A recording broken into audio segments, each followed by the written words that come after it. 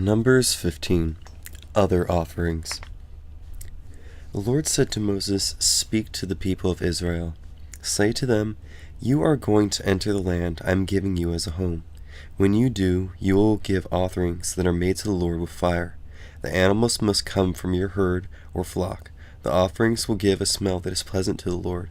They can be either burnt offerings or sacrifices. They can be either for special promises or for feast offerings, or they can be for offerings you choose to give. With each of the offerings, the one who brings it must give the Lord a grain offering. It must be 8 cups of fine flour. It must be mixed with a quart of olive oil. Also prepare a quart of wine as a drink offering. You must give it with each lamb that you bring for burnt offering or sacrifice. With a ram prepare a grain offering. It must be 16 cups of fine flour. It must be mixed with 2.5 pints of olive oil. You must bring 2.5 pints of wine as a drink offering. Offer everything as a smell. Offer everything as a smell that is pleasant to the Lord. Suppose you prepare a young bull as a burnt offering or sacrifice. You prepare it to keep a special promise to the Lord, or you prepare it to give as a friendship offering. Then bring a grain offering with the bull. The grain offering must be 24 cups of fine flour. It must be mixed with 2 quarts of olive oil. Also bring 2 quarts of wine as a drink offering. It will be an offering that is made with fire. It will give a smell that is pleasant to the Lord. But each bull or ram must be prepared in the same way. Each lamb or young goat must also be prepared in that way. Do it for each animal. Do it for as many animals as you prepare. Everyone in Israel must do those things in that way. He must do them when he brings an offering that is made with fire. Offerings like that give a smell that is pleasant to the Lord. Everyone must always do what the law requires. It does not matter whether he is an outsider or someone else who is living among you. He must do exactly as you do when he brings an offering that is made with fire. Offerings like that give a smell that is pleasant to the Lord. The community must have the same rules for you and for the outsider who is living among you. That law will last for all time to come. In sight of the Lord, the law applies to you and the outsider alike. The same laws and rules will apply to you and to the outsider who is living among you. The Lord said to Moses, "Speak to the people of Israel, say to them, 'You are going to enter the land I am taking you to. You will eat its fruit. When you do, bring part of it as an offering to the Lord. Bring a loaf that is made from the first flour you grind. Give it as an offering from the threshing floor. You must bring the offering to the Lord.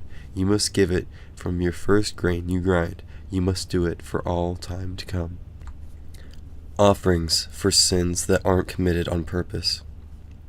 Suppose you fail to keep any of the commandments the Lord gave Moses, and suppose you do it without meaning to. That applies to any of the commands that the Lord told Moses to give you, and they are in effect from the day the Lord gave them, and for all time to come. Suppose the community sins without meaning to, and suppose they do not know that they have sinned. Then the whole community must offer a young bull. They must offer it for a burnt offering. It will give a smell that is pleasant to the Lord. Along with it, they must offer its required grain offering and drink offering. They must also offer a male goat for a sin offering. With it, the priest will pay for the sin of the whole community of Israel. Then they will be forgiven. They did not mean to commit that sin, and they have brought to the Lord an offering that is made with fire for the wrong that they did. They have brought a sin offering with it.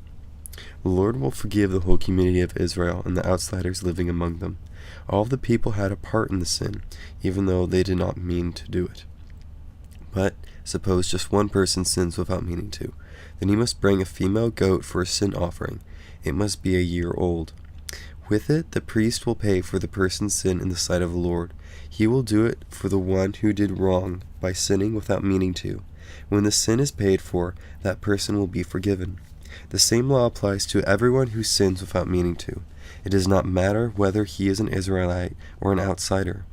But suppose someone sins on purpose. It does not matter whether he is an Israelite or an outsider. He speaks evil things against the Lord. He must be cut off from his people. He has made fun of what the Lord has said. He has broken the Lord's commands. He must certainly be cut off. He is still guilty.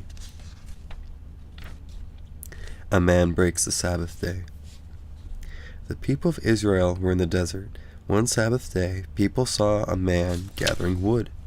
They brought him to Moses and Aaron, the whole community.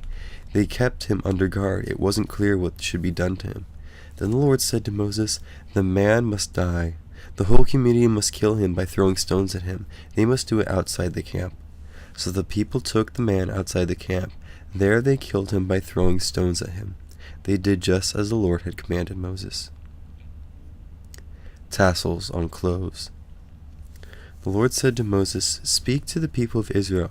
Say to them, you must make tassels on the corners of your clothes. A blue cord must be on each tassel. You must do it for all time to come. You will have the tassels to look at. They will remind you to obey all of the Lord's commands. Then you will be faithful to him. You will not go after what your own hearts and eyes long for. You will remember to obey all of the commandments, and you will be set apart for your God. I am the Lord your God. I brought you out of Egypt to be your God. I am the Lord your God."